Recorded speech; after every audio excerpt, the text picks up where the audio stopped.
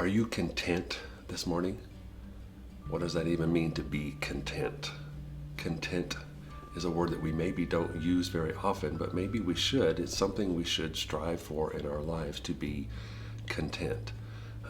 A good definition of content is that contentment comes when you enjoy what you have rather than waiting for or looking for someone else or something else to make you happy. Being content is being happy with what you have, not looking for someone or something else to make you happy. Now, in the Old Testament, there's a man named Solomon who was a king of Israel who, according to the scripture, was the wisest man who ever lived. And it turns out Solomon has a lot to say about being content, which is ironic because he spent much of his life looking to something or someone's to make him happy.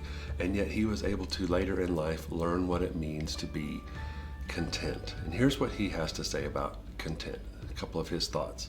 In Ecclesiastes chapter 4, verse 6, he says, "It is better to be content with what little you have. Otherwise, you will always be struggling for more, and that is like chasing the wind." He also said in Proverbs chapter 14, verse 30, "It is healthy to be content, but envy will eat you alive."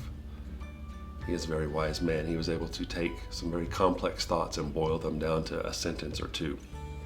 So let's talk about contentment this week. How can you, and why should you, learn to be content with what you have so that you're not always looking for someone or something else to make you happy?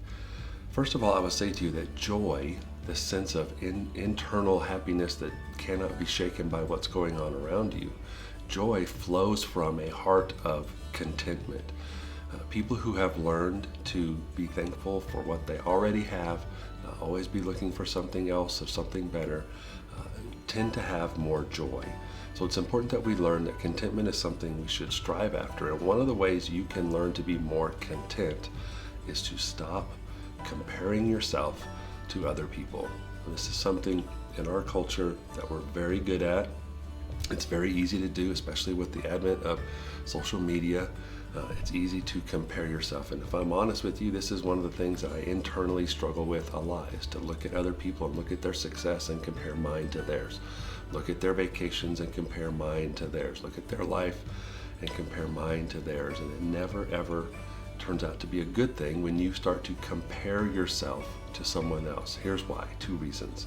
When you compare yourself to someone else, you can always find somebody that you're doing a better job than them. You have more stuff than them. You have a better life than them, and it can kind of puff you up with pride. It can make you give you a false sense of pride. You can always find somebody that you're doing better than. On the other hand, you can always find somebody that you're doing worse than. It can make you envious. You have less vehicles than they do. You have a worse job than they do. Your life is more stressful than theirs. And it can discourage you, and it can cause you to envy their lives. And this is why so many of us in our culture are just eaten up, because we play the comparison game. And according to Solomon, envy eats you alive. So today, one of the things you can do is just be grateful for who you are, who God made you to be. God has never made a clone. He has only made one-off masterpieces, and that's you. He needs you to be you. He needs you not to be anyone else. So you can stop today comparing yourself to anyone else. It doesn't matter if you don't measure up or if they don't measure up.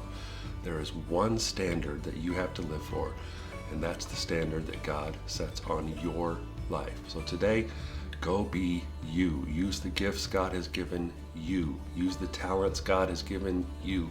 Use the wisdom and experience that God has given you.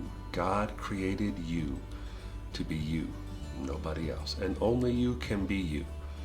And when you learn to be comfortable in your own skin and learn to be grateful for the things that God has created you to be, you have started off on a path that leads to contentment. And it is healthy, according to the wisest person who ever lived, to be content. So may you be you, and may you be content today. See you later.